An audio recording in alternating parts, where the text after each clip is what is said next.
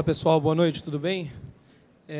Como o Raul aí e o Guilherme fizeram uma bela introdução, eu vim falar um pouquinho para vocês um pouco mais de futebol, mas não só futebol, vou falar um pouco de esporte em geral, contar um pouco mais para vocês de por que não só NFTs, que vai ser o foco aqui da apresentação, mas por que blockchain e esporte são um match perfeito, por que faz tanto sentido essa parceria que a gente tem da Binance com o Brasileirão, né? Acho que isso é o intuito aqui dessa conversa hoje. Mas para chegar lá, acho que é importante falar que, falando de blockchain ou não, a gente sabia, a gente que vem do mercado esportivo, sabia que um dia, mais cedo ou mais tarde, a gente ia ver a tecnologia invadir os esportes, né? A gente começou essa onda lá atrás com a criação dos programas de sócio-torcedor, depois isso evoluiu para ingressos digitais, com o QR Code comum, que a gente viu, depois para merchandise, lojas online, e-commerce, etc., tudo se digitalizou nesse meio tempo e não ia ser diferente para o mercado esportivo, que muitas vezes a gente acha que está um pouco atrasado em relação a algumas coisas no mercado, mas a gente sabia que isso ia chegar. A gente só não sabia exatamente como, né, isso ia chegar ou quando e com que força, por que lado. A gente viu acontecendo algumas mudanças, mas, na verdade, e talvez agora seja o principal momento, né? Eu acho que a grande mudança tecnológica e com um impacto real para o fã, para o clube, para as marcas, para as ligas, para todos os lados, começa agora, né? Por quê? Porque a gente está falando do consumo dos esportes mudar para sempre. Ele não vai mais ser simplesmente consumo, a gente não vai mais consumir entretenimento da mesma forma, né? E esporte não deixa de ser uma forma de entretenimento. O consumo agora ele vai passar a ser uma experiência, né? E quando a gente fala de blockchain, a gente ouve muito falar de experiência. Quando a gente fala de Binance Card, a gente está falando de experiência, né? A gente viu o Guilherme trazendo aqui alguns benefícios que não deixam de ser experiências. E não deixam de ser experiências imersivas, integradas com todo o resto do sistema da Binance, por exemplo. Recompensadoras, de certa forma. A gente viu falando de CryptoBack.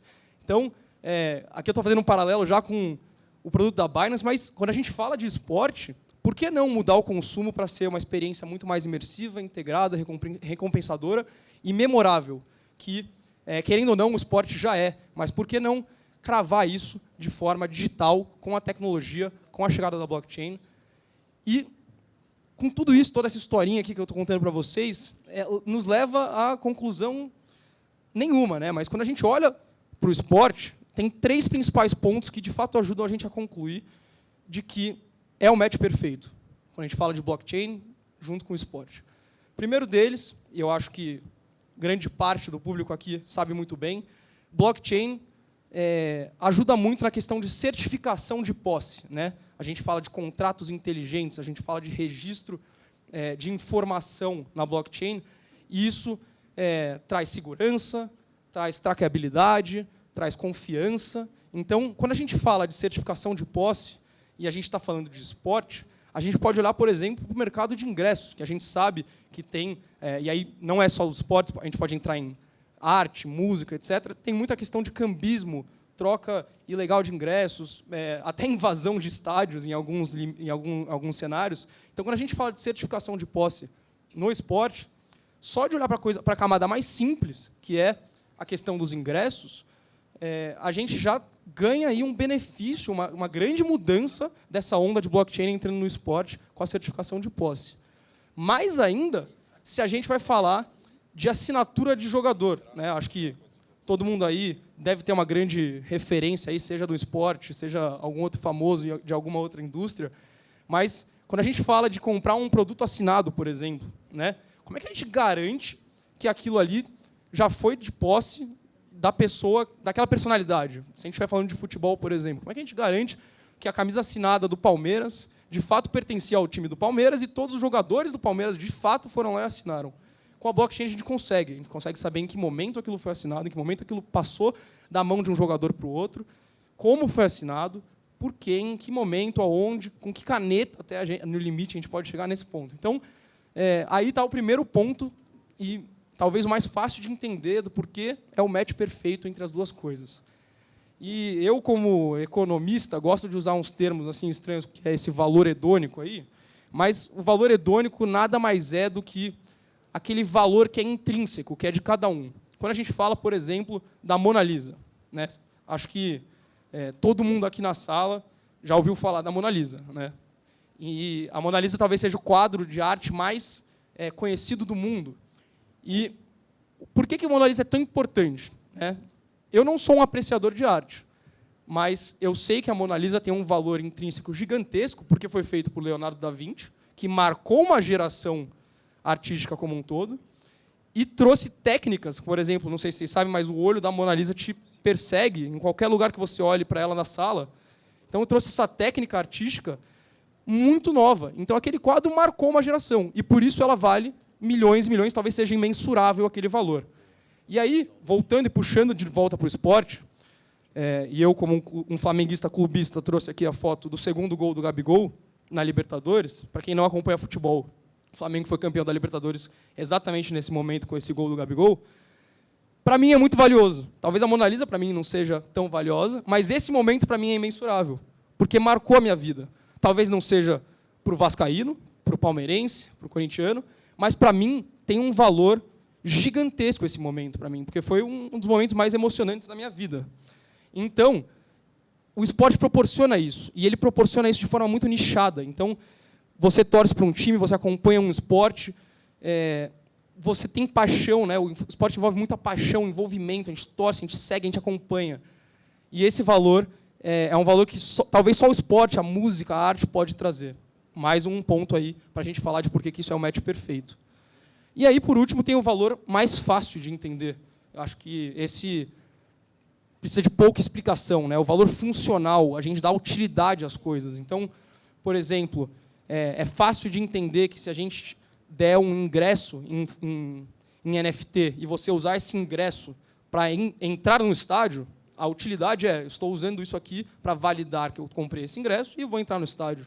A gente pode ir até mais longe.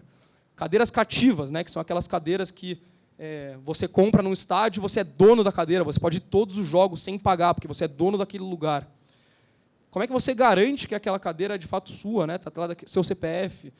E se você não quiser ir no jogo e você quiser revender aquele ingresso, porque você tem direito, hoje você não pode fazer isso. Se a gente estiver falando de blockchain, a gente garante que eu posso repassar para você que quer ir no jogo no meu lugar, eu posso te vender isso, e o estádio, o clube, ele ainda ganha em cima disso, com a cobrança de royalties, das taxas de transação, etc. Então, é quase que um win-win aí para todos os lados, né? E eu acho que o valor funcional é um pouco mais fácil de entender que os outros, porque ele nada mais é do que dar utilidade a algo, né? Torná-lo funcional. É muito claro, eu acho, essa questão. E aí, né, sendo o match perfeito, a gente consegue mergulhar um pouco mais agora, que vocês entenderam, ou pelo menos tentei passar a mensagem para vocês de por que esse é o match perfeito, dar uma olhada na indústria esportiva como um todo, né? Olhando para o cenário de NFTs principalmente. Então, no esporte, aqui fugindo um pouco do futebol, né, mas trazendo também futebol, as principais ligas do mundo já têm NFTs. Então, já contam com projetos de NFT envolvendo uma, duas ou três daqueles valores que eu trouxe nos últimos slides. Então, a gente está falando aí das duas maiores ligas esportivas dos Estados Unidos, com a NFL e a NBA. A gente está falando das principais ligas de futebol no mundo, Premier League da Inglaterra, Ligue 1 da França, La Liga da Espanha. A gente está falando do MMA, com o UFC também. Então, a gente vê aí diversos players do mercado do esporte se movimentando para chegar a ter um projeto NFT. E a gente começa a pensar, né? De fato, deve ser o match perfeito, se eles estão correndo atrás disso, se eles estão desenvolvendo projetos e se eles estão vendo valor. E aí, olhando para esse mercado em números, em termos de números, que é sempre legal para dar uma perspectiva do tamanho, né, da oportunidade. Claro que quando a gente fala do mercado de NFT no esporte, não se compara com o mercado de blockchain e cripto em geral, mas a gente, segundo a Deloitte, né, esses dados aqui são todos da Deloitte, a gente viu a entrada de, aparentemente, aproximadamente 5 milhões de fãs de esporte na blockchain em 2022. Novos entrantes, né? Além da galera que era early adopter, já estava mergulhada lá de cabeça. E esse mercado ele já é avaliado em 2,6 bilhões de dólares. Né? Se a gente fizer uma conversão aproximada aí com o dólar a 5, a gente está falando de mais de 10 bilhões de reais. Né? Então, é um mercado relevante, é um mercado que tem uma projeção exponencial daqui para frente. Só do ano passado, só de 2021 para o ano passado, a gente viu ele dobrar de tamanho.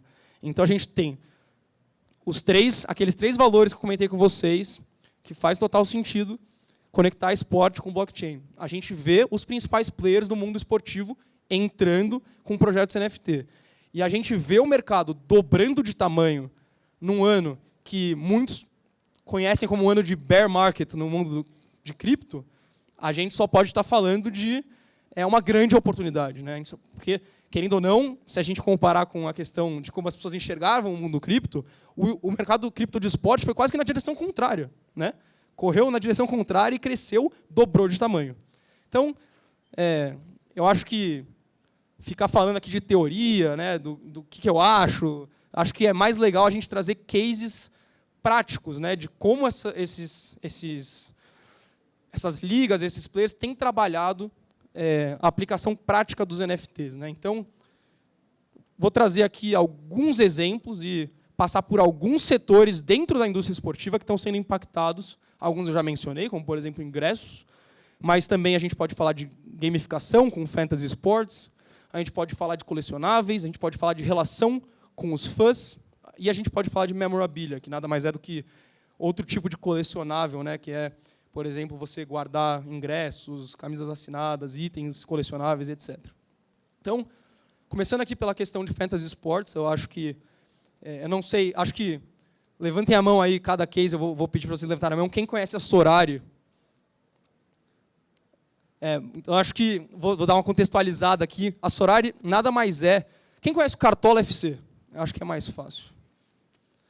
A Sorare nada mais é do que um estilo de jogo muito parecido com o Cartola FC. O Cartola FC, para quem não sabe, para metade da galera que não levantou a mão, é um jogo em que você escala jogadores do Campeonato Brasileiro, que a Binance patrocina, e esses jogadores eles pontuam de acordo com a performance deles real no jogo. Então, se ele faz um gol, ele pontua mais. Se ele toma um cartão vermelho, ele negativa, né? Ele pontua menos.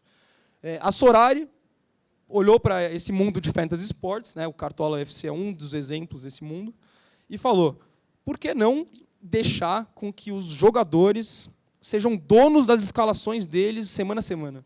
Por que não eu montar a minha escalação com meus jogadores favoritos, que eu acho que vão pontuar bem, vão jogar bem nessa semana, e depois eu fico com os cards que eu escalei ali com aquela escalação? E por que não, se eu pontuar bem, recompensar esses jogadores com itens assinados, com recompensas digitais, ou então, por que não, premiá-los com cartinhas especiais que podem pontuar ainda mais no jogo e ter um valor de mercado para eu vender e financeiramente ser recompensado por isso. Então, eu posso jogar, por exemplo, aí, com a minha cartinha do Neymar, do PSG, mas alguém aqui pode ter a cartinha do Neymar rara, que é 1 de 1, só ele tem. Essa cartinha pontua 5, 6 vezes mais do que eu. E ela tem um valor, porque dentro do jogo eu vou ter mais chance de pontuar do que você. E eu vendo isso no mercado secundário e gera um valor financeiro para mim. Agora, falando um pouco de momentos, né? O que eu quero dizer com momentos? E aí um case muito sólido, talvez o maior que a gente viu no esporte, um dos primeiros e uma das maiores referências aí, que é da NBA, que é a Liga de Basquete Americana. Quem já ouviu falar da NBA Top Shot, a plataforma de NFTs da NBA? Então, acho que assim, vou tentar contextualizar também, porque nem todo mundo ouviu falar, mas a NBA fez o quê? Ela foi o primeiro player a enxergar isso. Quando eu trouxe o exemplo do Gabigol, de que o gol do Gabigol valia muito para mim, emocionalmente, por que não a enterrada do LeBron James não vai valer para um fã do Lakers, né? Eu acho que eu posso estar falando grego para algumas pessoas que não acompanham basquete ou esporte. Mas é a mesma coisa, né? Porque o show da minha artista favorita não vai ser tão emocionante para mim. Então, eles pegaram momentos, highlights dos jogos reais, né? Momentos da liga, e eles vendem esses momentos em formato de NFT, né? Então, nada mais é do que uma imagem onde registra quando aconteceu, como aconteceu, quem que fez o ponto, tem um vídeo do ponto acontecendo, e eu posso comprar aquilo em pacotinhos, parece até figurinha da Copa do Mundo, eu compro um pacotinho, eu ganho meus momentos ali, e eu posso revendê-los no mercado. E aí, só para dar um tamanho de grandeza aqui do que a gente está falando, o LeBron James, que, para quem não sabe, é um dos maiores jogadores de basquete da história da NBA, tem um momento que foi vendido por mais de 350 mil dólares. Era simplesmente ele enterrando uma bola de basquete, mas por que aquilo ali tinha muito valor? Porque ele imitou a enterrada de, para quem conhece, o Kobe Bryant, que tinha acabado de morrer, é uma outra lenda da NBA. Então, para quem era fã desses dois, era um momento icônico, era um momento único. E eu queria ser dono daquilo, eu queria ter aquilo para mim, porque aquilo tem valor.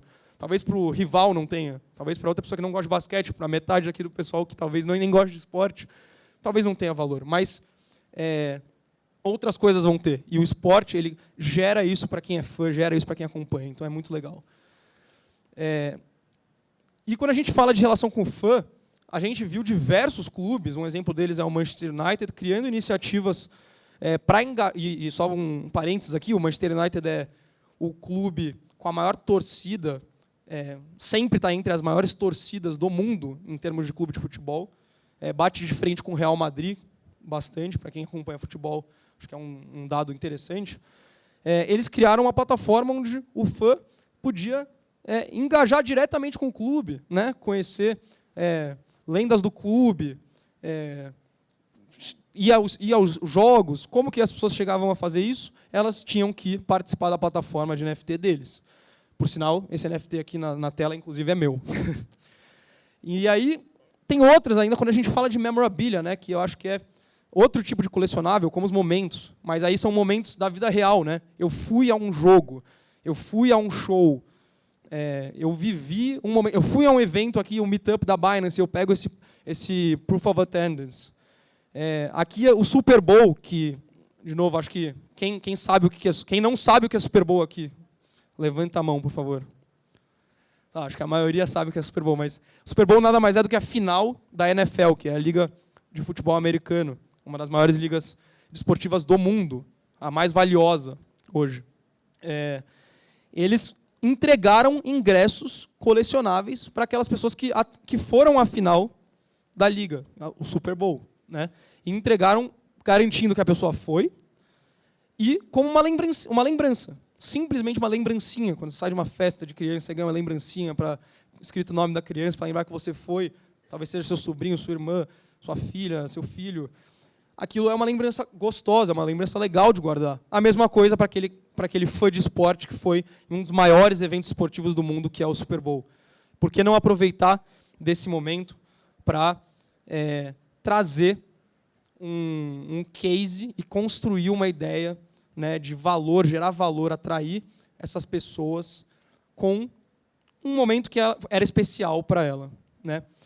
E aí, a gente chega até num case que é bem legal de destacar, que é um case criado até pela Binance. Né? A Binance, eu não sei se vocês... Acho que quem aqui sabia que a Binance tem fan tokens?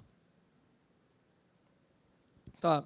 Para o pessoal que não sabia, ou não sabe o que é fan token nada mais é do que um token criado especificamente para, no caso do esporte, um clube de futebol. Então, aqui eu estou trazendo o caso da Lazio Fan Token, que é um clube da Série A da Itália.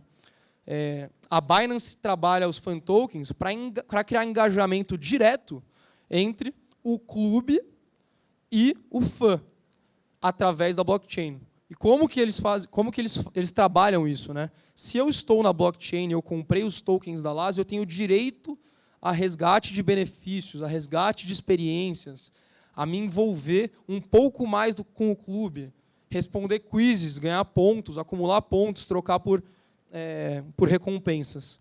E no caso específico da Lazio, eu trouxe esse case aqui porque eu sei que a Binance desenvolveu a questão dos ingressos em NFT. As pessoas podiam resgatar ingressos através do fan token da Lazio. Então, elas podiam resgatar os ingressos. Elas têm acesso ao fan token. Eu posso conseguir um ingresso e ir ao jogo. Então, é um sistema de recompensas para o fã, que é fanático, que quer ir ao jogo todo final de semana. E ainda mais para aquele cara que já é de cripto, está naquele ambiente e vê uma oportunidade como essa, de aumentar o seu engajamento com a marca. Então, a gente está falando aqui da relação fã e clube. E mais do que isso, de experienciar o que ele mais gosta de experienciar, que talvez seja ir ao jogo com a família, com os amigos. Enfim, o torcedor ele tem mais um canal, e esse canal é o canal mais seguro que ele tem, o canal mais traqueável, no sentido de que ele sabe, se a gente fez um sorteio, por exemplo, quem ganhou o sorteio, está tudo ali registrado. Como que foi feito o sorteio, está tudo registrado. Como foi entregue o prêmio, tudo registrado, tudo de uma forma muito segura e de uma forma que gera mais confiança na relação clube-torcedor, né?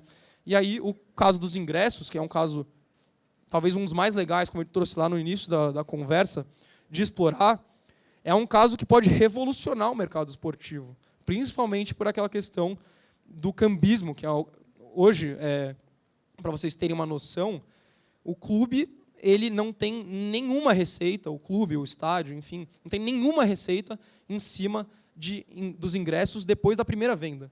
E eu acho que se a gente for, talvez, acho que uma coisa mais familiarizada para o pessoal aqui seja festas, né? A gente compra o ingresso para uma festa, para algum tipo de evento, e a coisa que a gente mais vê são as pessoas, o Lollapalooza esse final de semana, por exemplo, as pessoas desistindo de ir ou revendendo, por mais, por menos, que seja, porque não pode, porque valorizou, porque as pessoas estão procurando.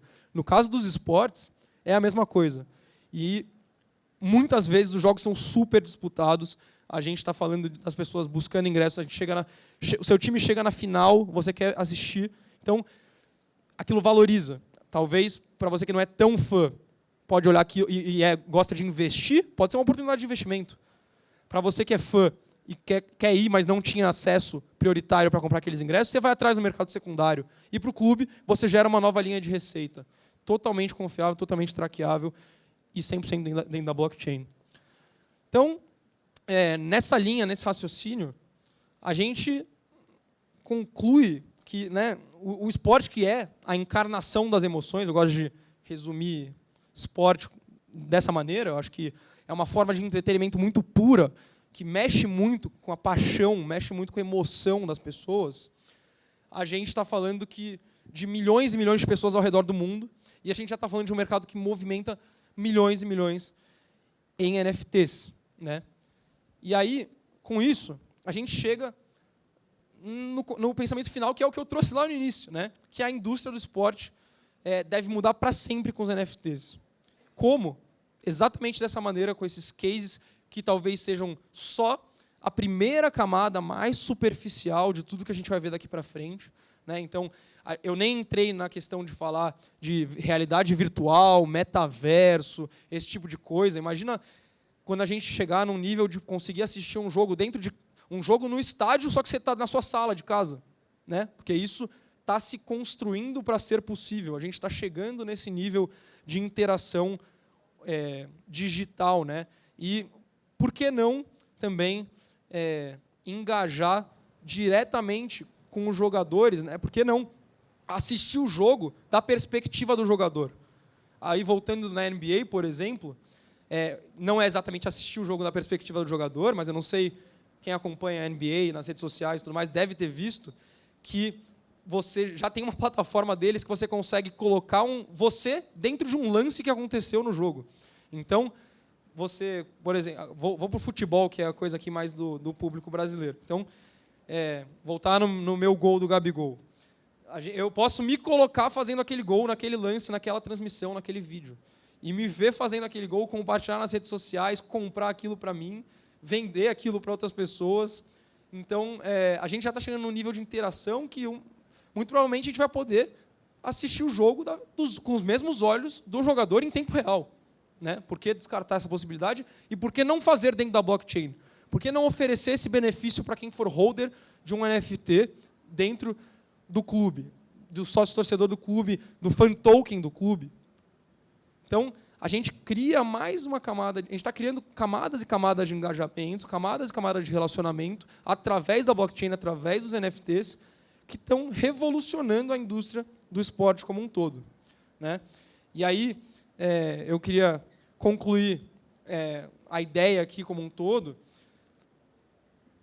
Assim, queria que vocês saíssem daqui com uma mensagem, na verdade, que para quem não acompanha esporte, para quem acompanha esporte, eu acho que é muito interessante entender como a gente está com uma oportunidade gigantesca agora, com a blockchain, com o que a Binance vem construindo, de transformar a relação das pessoas com as marcas, né? Eu acho que isso é uma coisa muito clara, né? Como você engaja com as suas marcas, com as suas personalidades favoritas. E acho que essa é a principal mensagem de hoje. Queria agradecer vocês pela presença, pelo tempo aí. E, na verdade, acabei de lembrar também, tem um último aviso. O Raul falou que ia dar um spoiler para vocês do Brasileirão. A gente queria, de forma bastante orgulhosa, dar um spoiler para vocês do que é essa relação que a gente está construindo com a Binance do Brasileirão. E aí vou passar a bola aqui para ele fazer esse spoiler para vocês. Great.